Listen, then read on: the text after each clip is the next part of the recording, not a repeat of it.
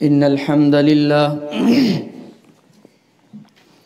الحمد لله نحمده ونستعينه ونستغفره ونؤمن به ونتوكل عليه ونعوذ بالله من شرور أنفسنا ومن سيئات أعمالنا من يهد الله فلا مضل له ومن يضلل فلا هادي له ونشهد أن لا إله إلا الله وحده لا شريك له ونشهد أن سيدنا وسندنا وحبيبنا ومولانا محمدا عبده ورسوله أما بعد فأعوذ بالله من الشيطان الرجيم ولنبلونكم بشيء من الخوف والجوع ونقص من الأموال والأنفس والثمرات وبشر الصابرين صدق الله العظيم يا رب صل وسلم دائما أبدا على حبيبك خير الخلق كلهم اللهم صل على سيدنا ومولانا محمد وبارك وسلم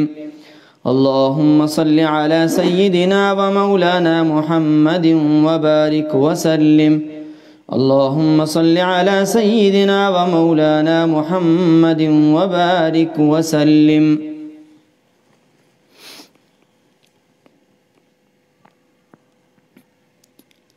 انتہائی واجب الاحترام قابل عزت تکریم حضرات و خواتین، اللہ رب العزت نے بہت زیادہ ہم پر کرم فرمایا اور شفقت فرماتے ہوئے اللہ رب العزت نے ہم سب کو اپنے دین سے متعلق چند ایک باتیں کرنے اور چند ایک باتیں سننے کی توفیق عطا فرمائی۔ دنیا میں اور اس ترقی یافتہ دور میں جہاں مسابقہ چل رہا ہے ایک دوسرے کو پیچھا دکھانے کی اور ہرانے کی جو کوشش جاری ہے کہ ہر بندے کی ذاتی خواہش اور رائے یہ ہے کہ کم از کم میں فلاں سے آگے بڑھوں، فلاں سے ترقی کروں، مال میرے پاس فلاں بندے سے زیادہ ہو، بہتر سے بہتر زندگی گزار سکوں۔ ان حالات میں، ان نامساعد اور پریشان کن حالات میں اللہ رب العزت نے ہم سب پر ایک بہت زیادہ خوش قسمتی والا، سعادت والا ایک انعام اللہ رب العزت نے ہم سب پر فرمایا کہ ہم سب کو اپنے دین کے حوالے سے اپنے اعمال کی فکر اور اپنی اصلاح سے متعلق باتیں سننے اور سنانے کی توفیق عطا فرمائی۔ یہ چھوٹی چھوٹی نیکیاں ہیں، ایک ایک نیکی قیامت کے دن اللہ رب العزت کے دربار میں جب ہم جائیں گے ایک ایک نیکی کو لوگ ترسیں گے۔ روایت میں آتا ہے کہ قیامت میں ایک بندہ ہوگا، اس کا حساب کتاب کیا جائے گا اور اللہ تبارک و تعالی کی جانب سے اسے یہ بتایا جائے گا کہ آپ کے نام اعمال میں ایک نیکی کی کمی ہے، اگر وہ ایک نیکی لے آؤ تو آپ کے لیے جنت کا فیصلہ کر دیا جائے گا۔ روایات میں آتا ہے یہ بندہ گھومتا پھرے گا، ہر ایک بندے کے پاس جائے گا، دنیا میں جسے سب سے زیادہ شفیق اور مہربان والدہ اللہ کی نعمت کی صورت میں اسے میسر تھی، ان کے پاس آئے گا کہ دنیا میں جب بھی مجھے کوئی تکلیف ہوتی تو میری والدہ سب سے پہلے میری مدد کیا کرتی تھی۔ اپنی والدہ کے پاس آئے گا اور اسے اپنا مدعا پیش کرے گا کہ میرے اعمال میں صرف اور صرف ایک نیکی کی کمی ہے، اگر یہ نیکی آپ مجھے دے دیں، آج مجھ پر احسان کر دیں تو میں ہمیشہ ہمیشہ کی آگ سے بچ جاؤں گا۔ والدہ کہیں گی بیٹا دنیا میں تو میں آپ کے ساتھ تعاون کیا کرتی تھی، آپ کی تکلیفوں کو دور کرنے کی کوشش کرتی تھی،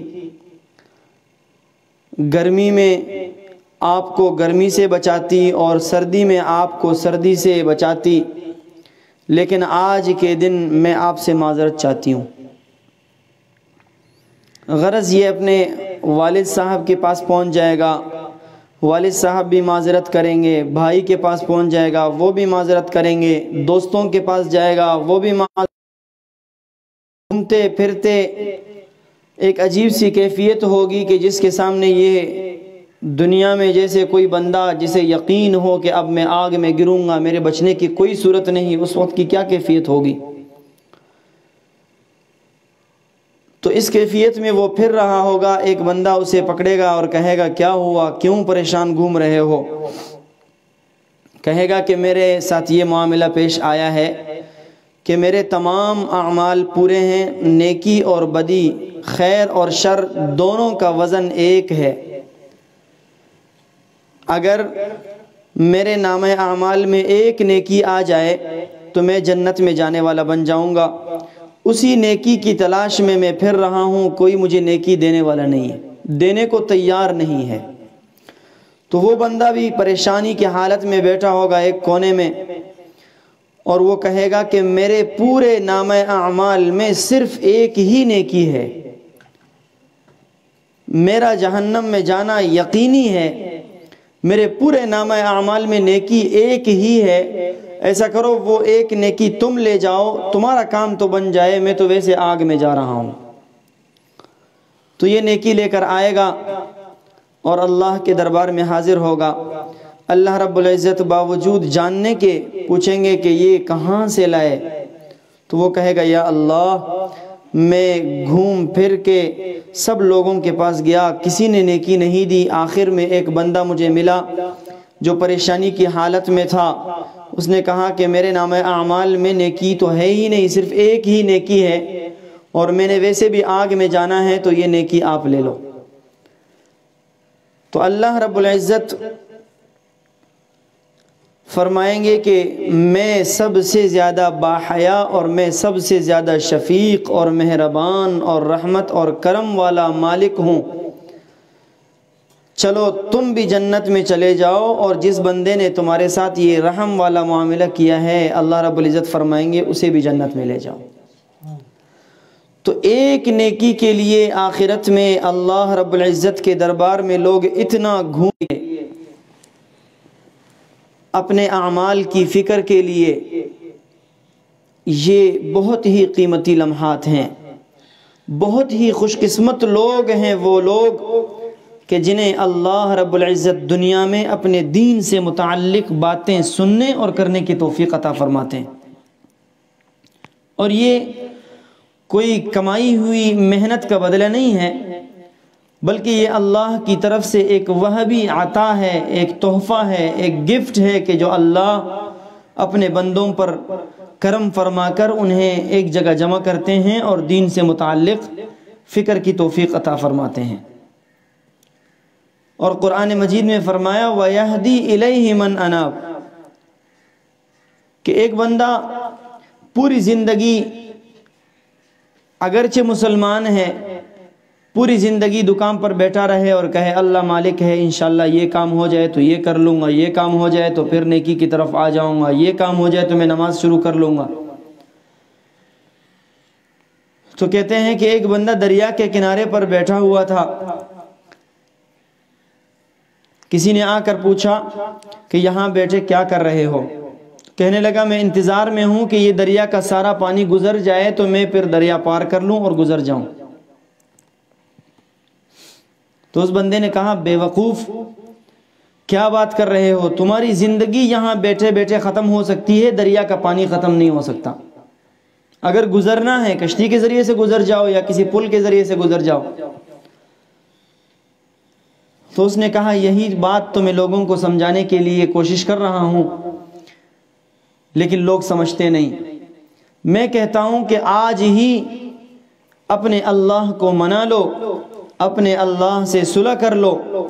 اپنے اللہ کی بغاوت سے باز آ جاؤ، اپنے اللہ سے دوستی کر لو۔ لیکن لوگ کہتے ہیں کہ یہ مسئلہ حل ہو جائے گا تو پھر اللہ سے صلح کریں گے، اور یہ مسئلہ حل ہو جائے گا تو اللہ سے صلح کر لیں گے۔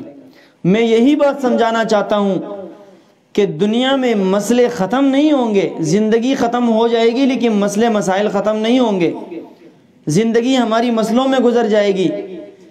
اپنے اللہ کو منانے والے بن جائیں۔ شیخ بہلول رحمۃ اللہ علیہ بہت بڑے بزرگ گزرے ہیں۔ ایک دفعہ کسی راستے میں بیٹھے تھے تو کسی گزرنے والے نے دیکھا، پوچھا بہلول کیا کر رہے ہو؟ کہا کہ اللہ کا بندوں سے صلح کرا رہا ہوں، اللہ کا بندوں سے صلح کرا رہا ہوں۔ اللہ ماننے کو تیار ہیں،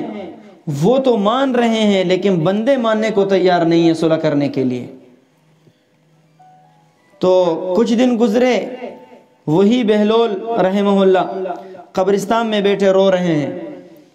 کسی قبر کے پاس بیٹھ کر، قبرستان کے راستے پر بیٹھ کر رو رہے ہیں۔ کہنے لگے بہلول آج کیا ہوا، آج کیا کر رہے ہو؟ فرمانے لگے آج اللہ کا بندوں سے صلح کرا رہا ہوں، آج بندے تو مان رہے ہیں، بندے تو منت کر رہے ہیں کہ ہم صلح کریں گے، لیکن آج اللہ نہیں مان رہے۔ پھر یہی سمجھایا کہ زندگی میں جب تک موت کے لیے آنکھیں بند نہیں ہوتی اس وقت تک اللہ رب العزت ہم سے ہر آن ہر گھڑی ہماری طرف اللہ کی رحمت متوجہ ہے کہ میرا بندہ کسی لمحے میری طرف لوٹ کر آ جائے، میرا بندہ کسی بھی طریقے سے اپنے گناہوں سے باز آ جائے، میرا بندہ کسی بھی طریقے سے مجھ سے بغاوت کے بدلے مجھ سے صلح کر لے، بغاوت نہ کرے بلکہ مجھ سے صلح کر لے۔ لیکن بندے کہتے ہیں کہ آج نہیں کل، کل نہیں پرسوں، پرسوں نہیں ترسوں، اسی طرح زندگی گزر جاتی ہے۔ پھر جب آنکھیں بند ہوتی ہیں، آنکھوں کے بند ہونے کے بعد انسان پچھتاتا ہے کاش کہ زندگی میں اپنے اللہ کو منا لیا ہوتا، اپنے اللہ کی بغاوت نہ کی ہوتی۔ لیکن اس وقت پچھتانے کا کوئی فائدہ نہیں، اس وقت پھر اللہ ماننے کو تیار نہیں کہ میرے بندے میں نے آپ کو دنیا میں زندگی دی ہی اسی لیے کہ تم میری نعمتوں کے بدلے مجھے راضی کرو، پریشانیوں کے بدلے مجھے راضی کرو، تکلیفوں میں بھی مجھے یاد رکھو اور خوشی میں بھی مجھے یاد کرو، اور تمہاری زندگی کا مقصد ہی میں نے یہی بنایا تھا کہ تم میری عبادت کرو۔ آج مختلف چیزیں ہیں، انسان کو بنانے کا اللہ رب العزت نے فرمایا کہ بنانے کا مقصد ہی عبادت ہے، اور باقی جتنی بھی چیزیں ہیں، کھانا ہے، پینا ہے، شادیاں ہیں، رسومات ہیں، رسم و رواج ہے، اور دیگر اس قسم کے ہزاروں مسائل ہیں، خوشی ہے، غم ہے۔ کہتے ہیں کہ یہ زندگی کا اصل مقصد جو زندگی دی گئی ہے وہ دی ہے عبادت کے لیے، اور دوسرے جو کام ہیں، کاروبار ہے، فلاں جگہ جانا ہے، فلاں کام کرنا ہے، فلاں سے ملنا ہے، یہ کرنا ہے، وہ کرنا ہے، وہ ساری چیزیں ضرورتیں ہیں۔ تو بندہ جب اس کے سامنے دو چیزیں آ جائیں، ایک مقصد اور ایک ضرورت، تو انسان اصل جو فوکس دیتا ہے، اصل اس کی طرف متوجہ ہوتا ہے وہ مقصد ہے، اور جو ضرورت ہوتی ہے وہ ضرورت بقدر ضرورت کی جاتی ہے۔ ایک کام ہے، دوائی ہے، وہ بقدر ضرورت پی جاتی ہے، استعمال کی جاتی ہے۔ مقصد کیا ہے؟ شفا۔ اسی طرح زندگی ہمیں جو ملی ہے یہ عبادت کے لیے، اصل مقصد عبادت ہے۔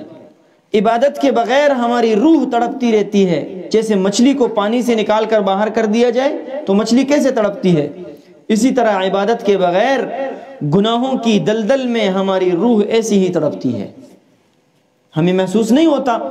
لیکن اس کا نتیجہ پھر ہماری زندگی پر آتا ہے۔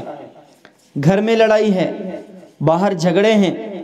کاروبار میں بندش ہے، پریشانیوں کا سامنا ہے، ہر قسم سے حالات اور مصائب میں گھرے ہیں۔ یہ سب ان گناہوں کی نحوست ہے، اپنے اللہ سے بغاوت کی نحوست ہے کہ اللہ سے صلح کرنے کے بجائے ہم نے بغاوت کر دی، بجائے آذان کے بعد کاروبار بند کرنے کے، کاموں کو چھوڑ کر اپنے اللہ کے سامنے گڑ گڑانے کے، ہم نے اللہ سے بغاوت کی اور ان کاموں کو مؤخر کر دیا۔ چلو یہاں سے فارغ ہو جائیں گے پھر نماز پڑھ لیں گے، پھر یہی ہوگا، پریشانیوں میں گھریں گے، گھریلو ناچاکیاں، گھر کی پریشانیاں الگ، باہر کی پریشانیاں الگ۔ تو اس واسطے اپنی زندگی کا مقصد، اس کی طرف ہماری نظر ہو، اس کی طرف ہماری توجہ ہو، اس کی طرف ہماری فکر ہو، ہماری سوچ، ہماری لگن، ہماری دلچسپی صرف اور صرف اگر کسی چیز سے ہو تو وہ ہماری زندگی کا مقصد ہو۔ پھر دیکھیں اللہ رب العزت ہماری زندگی میں سکون لاتے ہیں یا نہیں لاتے۔ اور جیسے کہ میں نے عرض کیا کہ یہ توفیق مل جانا، کسی نیکی کی توفیق کا مل جانا، یہ اللہ کی طرف سے ایک انعام ہے، اور اس انعام کا حق یہ ہے کہ اس پر شکر ادا کیا جائے۔ آج جو ہم بیٹھے ہیں، میری مائیں، میری بہنیں، ہمارے بھائی یہاں بیٹھے ہیں، اس کا شکر یہ ہے، اس نعمت کو جو ملنے کا شکر ہے وہ یہ ہے کہ یہاں جو باتیں سنیں ان کو اپنی زندگی میں لائیں، اور جو باتیں ہمیں یاد رہیں وہ آگے پھیلائیں۔ بلغوا عنی ولو آیا ومن احسن قولا ممن دعا الی اللہ، کہ دنیا میں سب سے میٹھا بول، دنیا میں سب سے قیمتی بات،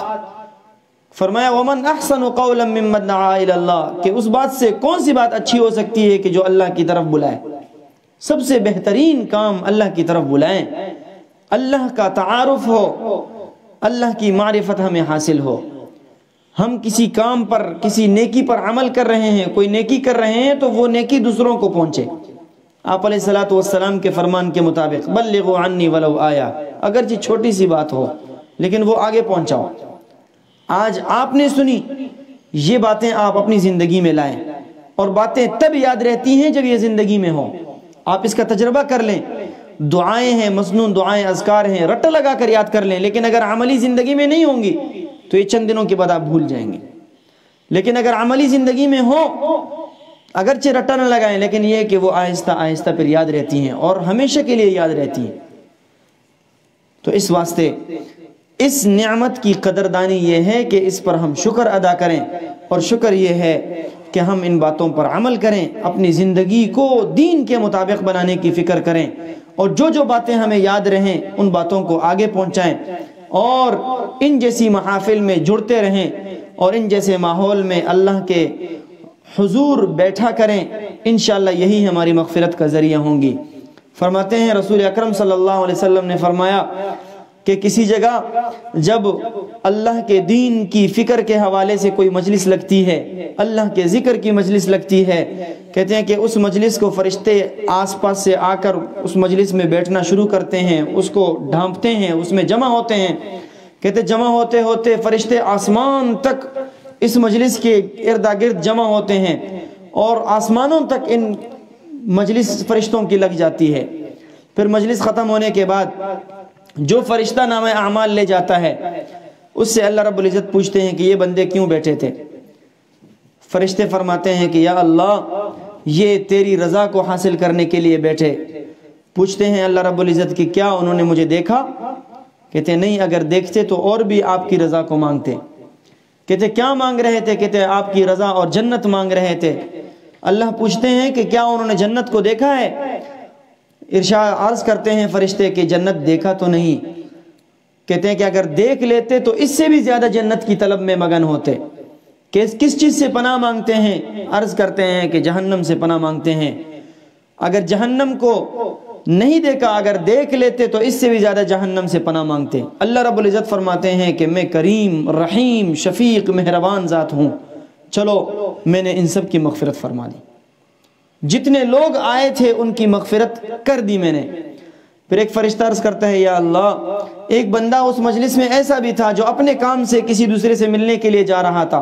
وہ اس کام کے لیے نہیں آیا تھا مجلس میں بیٹھنے کے لیے، اس مجلس میں کوئی بندہ تھا کہ جس سے وہ ملنے کے لیے جا رہا تھا اور اس بندے سے اس کو کام تھا اور وہ جا کر مجبوراً وہاں بیٹھ گیا۔ اللہ فرماتے ہیں کہ میں معبود ہوں، میں مہربان ہوں، میں شفیق ہوں، میں مشفق ہوں اپنے بندوں پر، چلو میں نے اس بندے کی اگرچہ وہ اپنے کام سے آیا تھا اس بندے کی بھی میں نے مغفرت کر دی ہے۔ تو اس واسطے ان جیسی محافل کی قدردانی ہو اور ان جیسے محافل کو قدر کی نگاہ سے دیکھنے والے بن جائیں، اور قدر یہی ہے کہ ان باتوں پر عمل ہو، جو بات سنیں ان پر عمل ہو اور ان باتوں کو آگے پھیلانے والے بن جائیں، اور اس کے ثمرات اور اس کے نتائج کی طرف وہ نہ ہو کہ اس کے کتنے لوگ آتے ہیں، کتنا یہاں بیٹھا جاتا ہے، اس چیز کو دیکھا جائے کہ یہاں بات ہو رہی ہے یا نہیں ہو رہی۔ ہم محنت کے مکلف ہیں، نتائج کے مکلف نہیں، نتائج اللہ پر ہے۔ لا یکلف اللہ نفسا الا وسعها۔ اللہ رب العزت عمل کرنے کی توفیق عطا فرمائے، اللہ رب العزت دین کا داعی بنائے، دین پر عمل کرنے والا بنائے، دین کے مطابق زندگی بسر کرنے والا بنا دے۔ وآخر دعوانا ان الحمد للہ رب العالمین۔